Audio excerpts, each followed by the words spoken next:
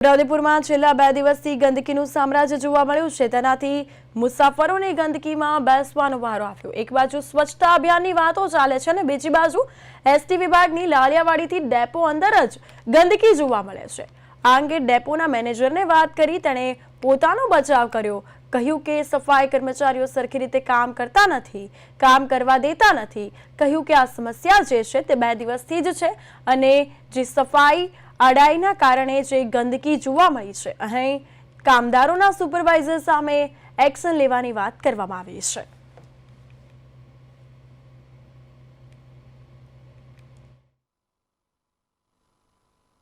ડેપોની જે ગંદકી હતી એ સફાઈ માટે મારે અલગથી બીજા માણસોને વ્યવસ્થા કરી મેં ટેમ્પરરી સફાઈની કામગીરી ચાલુ કરાઈ છે।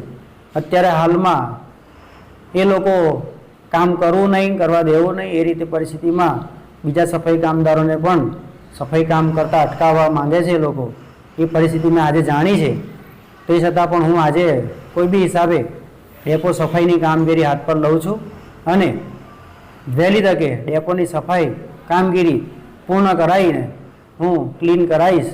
એમાં જે સુપરવાઇઝર છે મારે કે એમના સુપરવાઇઝર તરીકે એક રાખેલા છે એક ભાઈ, એ ભાઈને વારે ઘડીએ કોન્ટેક્ટ કર્યો છે પણ એ ભાઈ કોન્ટેક્ટમાં સરખો જવાબ નથી આપતા। એમની જવાબદારી છે, હવે એમના માટે હું એમને પર એક્શન લેવાની તૈયારી કરું છું।